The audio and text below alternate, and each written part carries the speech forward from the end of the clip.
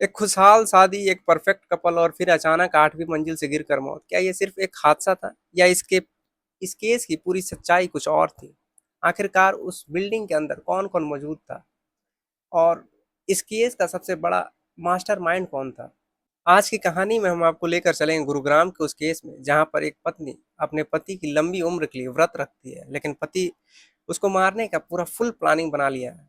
आज की कहानी किसी फिल्मी स्टाइल से कम नहीं है, क्योंकि इसमें जो कत्ल का प्लानिंग बनाया गया था वो किसी फिल्मी स्टाइल से कम नहीं था। जहां नैनीताल की ऊंची पहाड़ियों में ले जाकर मारने का प्लानिंग था, लद्दाख में बैठकर इसका प्लानिंग किया गया था और नैनीताल में इस घटना को अंजाम देने का पूरा कहानी को रचा गया था। लेकिन इस कहानी को हम आगे बढ़ाएं। नमस्कार, मेरा नाम है मोहित, आप देख रहे हैं एचडी क्राइम। आपसे गुजारिश है आप हमारा साथी बनिए ताकि हम आपकी आवाज़ को उन तमाम लोगों तक पहुंचा सकें। तो चलिए इस कहानी को शुरू करते हैं। दीपिका एक पढ़ी लिखी सफल महिला जो बैंक में डायरेक्टर के पद पर काम कर रही थी। इसी बीच उनका एक शख्स से मुलाकात होता। उस शख्स का नाम विक्रम होता है। विक्रम से उनकी मुलाकात शुरुआत में हुई, उसके बाद देखते ही देखते कब वो मुलाकात प्यार में बदल गया और उसके बाद शादी हो गई, किसी को पता ही नहीं लगा। और इसी बीच उनका 2 बच्चा भी होता है। और बाहर से घर जो देखने में लग रहा था वो काफ़ी समान था, लेकिन अंदर जो चल रहा था वो कुछ ठीक नहीं था। क्योंकि दीपिका का जो पति था वो शेफाली नाम की एक लड़की से प्यार करता था।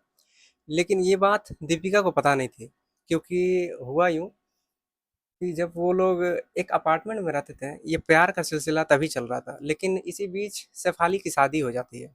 शेफाली एक पत्रकार थी, जर्नलिस्ट के तौर पर वो काम करती थी। और इसी बीच अब विक्रम की भी शादी हो जाती है। दोनों के बीच जैसे कि हम बताएं कि 2 बच्चों का बाप भी बन चुका था, लेकिन फिर भी उसके बाद उसका मन में एक ख्याल आया कि अब यहाँ से हट के कहीं और चला जाए, कोई बढ़िया सोसाइटी में। और उसके बाद फिर शेफाली से मुलाकात होता है। और मुलाकात कुछ ऐसा होता है कि रोज़ दोनों का घर में आना-जाना ऐसा लगा रहा कि दीपिका कुछ समझ ही नहीं पाई कि शेफाली और विक्रम दोनों एक हो चुके हैं। दीपिका जब तक समझ पाती तब तक ये गेम काफ़ी आगे निकल चुका था। शेफाली अब हर छोटे-बड़े त्योहार हो गया या सेलिब्रेशन हो गया, कुछ घर में कोई भी फंक्शन हो गया, अब उसका घर में आना-जाना यूँ ही लगा रहा। इसी बीच बात आगे बढ़ता गया और दोनों की नज़दीकियाँ फिर से बढ़ गया। इधर शेफाली की भी शादी हो चुकी थी, इधर विक्रम का भी शादी हो चुका था। लेकिन दोनों में इतना बॉन्डिंग आगे बढ़ चुका था कि मतलब एक दूसरे को काफ़ी पसंद फिर से करने लगे थे। तो इसी बीच विक्रम और शेफाली दोनों एक दूसरे से मिलते मिलते एक बार घूमने का भी ट्रिप बनाते हैं, लद्दाख जाते हैं। और लद्दाख जाने के बाद दोनों एक प्लान बनाते हैं कि किसी तरह दीपिका को हटाया जाए रास्ते से। और वो बोलती है कि मैं भी अपना पति को साइड कर दूंगी, ये बोलकर कि मैं डिवोर्स चाहती हूँ। और ये बात वो लोग वहाँ घूमने के दौरान ये सब सारा अपना प्लानिंग बनाए। और इसी बीच दीपिका का घर में अब झगड़ा होना शुरू हो गया। दीपिका जब ये पूरा कहानी को जब समझ पाई तब तक तो ये बहुत देर हो चुका था। और इसी बीच दोनों में झगड़ा होना शुरू हो गया। लेकिन होता क्या है कि जब ये लोग दोनों आपस में एक दूसरे के साथ जब काफ़ी ज़्यादा क्लोज रहते थे, तो उनकी पत्नी को शक होता था कि आप उनके साथ ज़्यादा रहते हो, मेरे साथ टाइम आप कम बिता रहे हो, आखिर बात क्या है? तो फिर बातों बातों में अब झगड़ा होना शुरू हो गया। हर बात में अब झगड़ा हो जाता था घर में। इसी बीच शेफाली और विक्रम का जब नज़दीकियाँ काफ़ी बढ़ गई, तो उसके बाद फिर शेफाली अपने पति से बोलती है कि अब हमें डिवोर्स चाहिए, अब हम दोनों अलग रहना चाहते हैं। तो उसका पति थोड़ा देर सुन के एकदम शॉक हो गया कि आखिरकार ये ऐसी बात क्यों कर रही है। उसके बाद समझाया भी, लेकिन वो समझी नहीं। तो उसके बाद फिर उसका पति भी बोला ठीक है, तुम अब निर्णय ले ही ली हो, तुम सोच ही ली हो कि अब डिवोर्स चाहिए, तलाक चाहिए, तो ठीक है, कोई बात नहीं। और उसके बाद फिर वहाँ से वो निकल जाता है। और डिवोर्स का जब पेपर आता है, तो अब ये शेफाली जो है अब विक्रम को बोलती है कि देखो हम डिवोर्स ले चुके हैं, अब तुम अब प्लानिंग करो, किसी भी कारण से अब तुम दीपिका को हटाओ। अब इसी के कारण दीपिका के घर में अब झगड़ा और तेजी से होने लगा। दीपिका को अब मारना पीटना शुरू कर देता। और इसी बीच वो एक बात बोलता विक्रम कि जब तक तुम हमें डिवोर्स नहीं दोगी तब तक ये तुमको मारते रहेंगे हम। और उसी के बाद वो रोती रही और हाथ जोड़ते रही, लेकिन वो विक्रम सुन नहीं पाया, क्योंकि वो पहले से ही अब शेफाली से प्यार करने लगा था। और इसी बीच इतना प्यार आगे बढ़ चुका था कि उसे छोटे-छोटे 2 बच्चे भी याद नहीं आ रहे थे।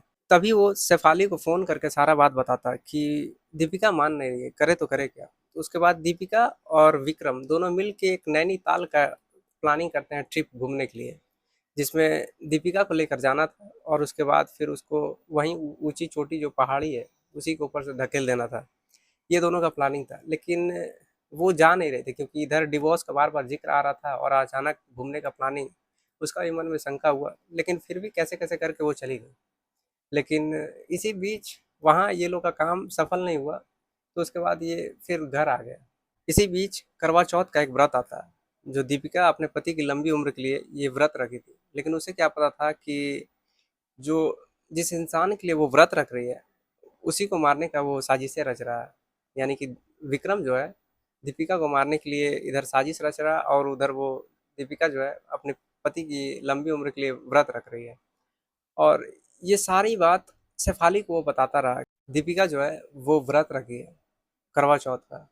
लेकिन उधर से प्रेशर दे रही थी शेफाली कि अब हम डिवोर्स ले चुके हैं, अब तुम समझ नहीं रहे हो, अब हम कहाँ जाएँ? वो तो तुम्हारा तो घर सेटल है, लेकिन हम कहाँ जाएँगे फिर?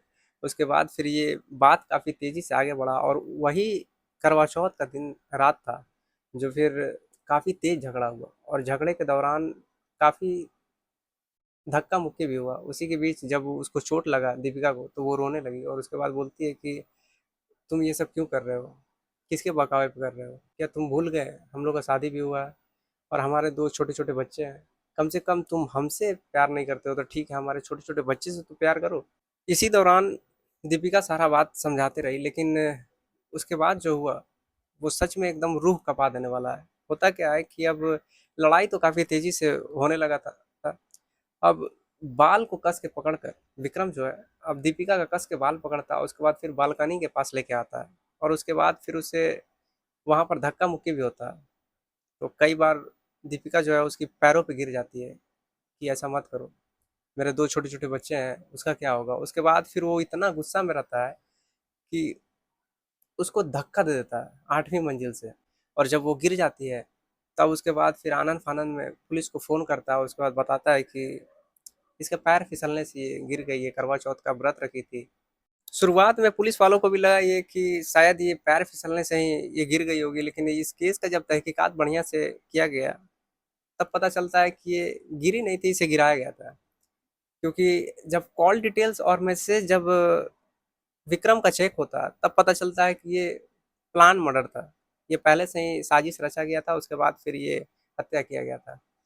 और इस केस में जो शेफाली थी, उसको ही पकड़ा जाता है। शुरुआत में विक्रम पुलिस को गुमराह करने का पूरा कोशिश किया और काफ़ी हद तक कर भी दिया था। लेकिन फिर जब पुलिस बढ़िया से तहकीकात की तब पता चला कि सारा मैसेजेस और कॉल डिटेल्स के माध्यम से तब पता चला कि असली आरोपी यही है और शेफाली है। तो दोनों को पकड़ा गया और उसके बाद फिर दोनों अभी फ़िलहाल जेल में हैं। इस पूरे केस में एक सोचने वाली बात है, अगर दीपिका की बात अगर विक्रम सुन लेता, तो शायद ये मंज़र देखने को नहीं मिलता। ये कहानी आपको कैसी लगी कमेंट करके ज़रूर बताइएगा और आप हमारे चैनल पर नए हैं तो प्लीज़ हमारे चैनल को सब्सक्राइब भी कीजिएगा। आपसे मिलते हैं कल।